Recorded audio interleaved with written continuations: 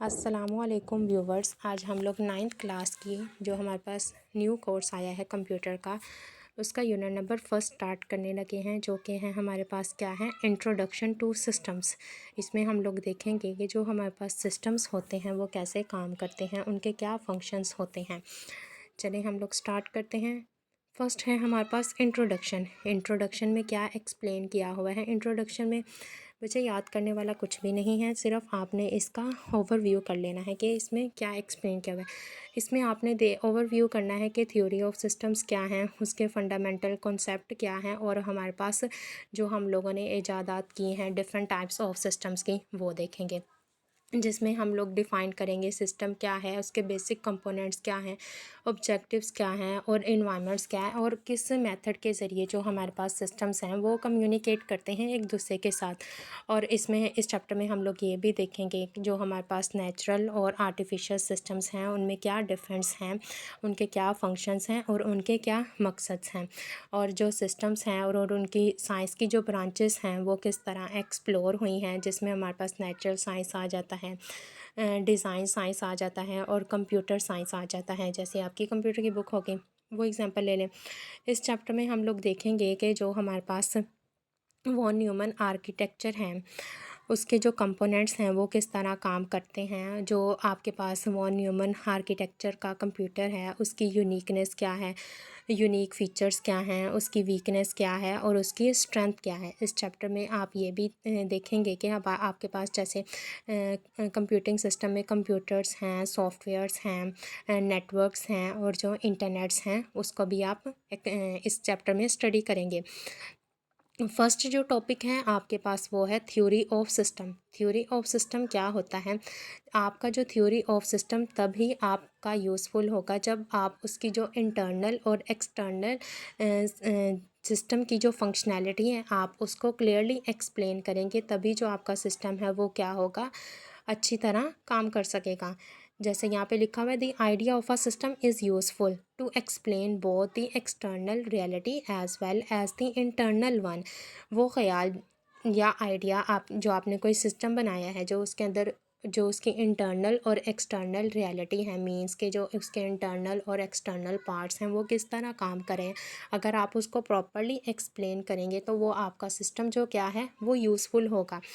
जैसे हैं, an information system is simply an organize set of components. जैसे कि आपके पास एक इंफॉर्मेशन सिस्टम है, वो ऑर्गेनाइज सेट होता है किसका, कंपोनेंट्स का, that are coordinated to perform a designated functions, जो कि मुख्तलिफ कंपोनेंट्स होते हैं जो मिलकर काम कर रहे होते हैं। जैसे कि अगर आप हॉस्पिटल में जाएं, जो यहाँ पे लाइन लिखी हो ना, coordinated to perform a designated functions, अगर आप हॉस्पिटल में जाएं तो वहाँ पे आपके पास क्या होंगे, डॉक्टर्स भी होंगे, नर्सेज भी होंगी, और जो आपके ट्रीटमेंट के लिए मेडिकल इक्विपमेंट्स यूज़ होते हैं वो भी होंगे।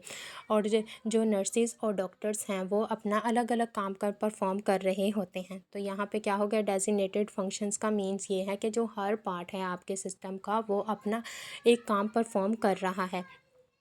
All the components of the system are in some way related to each other, and the functioning of the other components enhance the operation of the system। जो आपके components हैं वो एक दूसरे के साथ मिलकर काम कर रहे हैं, और जो आपका सिस्टम है उसके जो आपका सिस्टम है उसकी फंक्शनैलिटी को क्या कर रहे हैं, इन्हेंस कर रहे हैं। जैसे आप कंप्यूटर की ही एग्जांपल ले लें, जो आपके पास मॉनिटर है वो उस पर आपको क्या शो होती हैं, आउटपुट शो होती है ना। अगर आपके पास सीपीयू नहीं होगा और आपके पास सिंपली क्या होगा, मॉनिटर होगा और कीबोर्ड और माउस भी नहीं होगा, तो वो आपका जो सिस्टम है काम परफॉर्म करेगा नहीं ना, क्योंकि आपके पास सीपीयू ही नहीं है, जो कंप्यूटर का ब्रेन है वही नहीं है।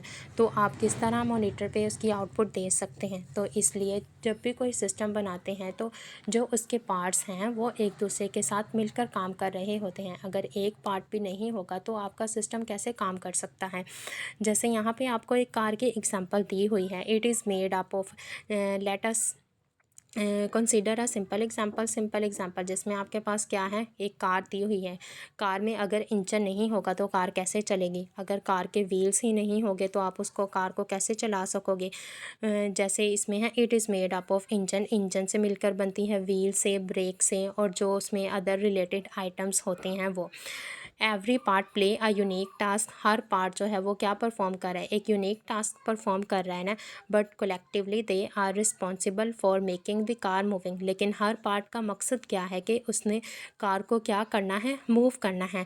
इसी तरह जो हमारे पास कंप्यूटर हैं उसमें भी हमारे पास मशीन्स होती हैं, डिवाइसेस होती हैं। डिवाइसेस जैसे मैंने बताई, कीबोर्ड, माउस, मॉनिटर, सीपीयू, ये क्या है आपके पास, डिवाइसेस हैं, हैज़ कंपोनेंट्स।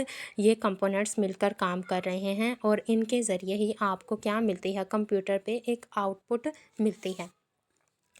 उम्मीद करती हूँ कि आपको आज के टॉपिक की समझ आई होगी। नेक्स्ट हमारा टॉपिक जो है वो क्या होगा, सिस्टम ऑफ थ्योरी। ये क्या था हमारे पास, थ्योरी ऑफ सिस्टम।